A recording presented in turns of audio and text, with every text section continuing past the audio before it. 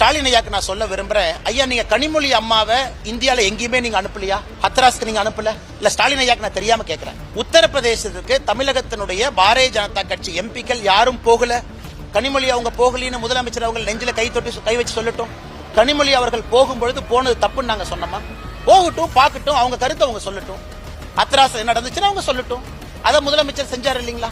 முதலமைச்சர் எதிர்க்கட்சியாக 10 ஆண்டு காலம் தமிழகத்தில் இருக்கும் பொழுது திராவிட முன்னேற்ற கழகத்தினுடைய எம்பி குழு எங்கேயுமே போகலையா? போனாங்க. போகட்டும், பார்க்கட்டும், செய்யட்டும்.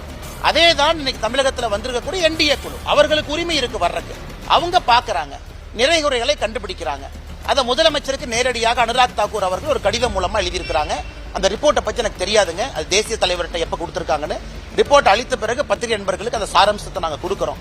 அப்படி இருக்கும் பொழுது அவர்கள் வந்தது பார்த்தது எப்படி தவறாகுங்கன்னா, ஒரு பாராளுமன்ற உறுப்பினர், ஒரு கட்சி, இந்தியாவில் இருக்கக்கூடிய மிகப்பெரிய கட்சி, ஆளும் கட்சி, ஆளுகின்ற தேசிய ஜனநாயக கூட்டணி, அவங்க அனுப்பி வைக்கிறாங்க. சிவசேனால இருந்து வர்றாங்க, தெலுங்கு தேசம் கட்சியிலிருந்து அந்த குழுவில் இருக்கிறாங்க, பாரதிய ஜனதா கட்சியில் இருக்கிறாங்க.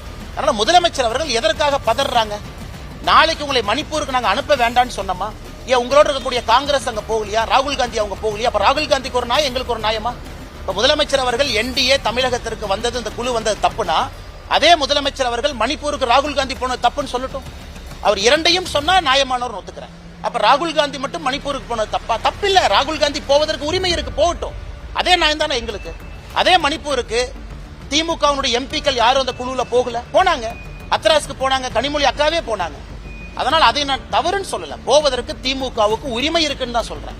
எதற்காக இவர் பயந்து முதலமைச்சராக இருப்பவர்கள் பொறுப்பற்ற முறையில் பேச வேண்டும் என்பது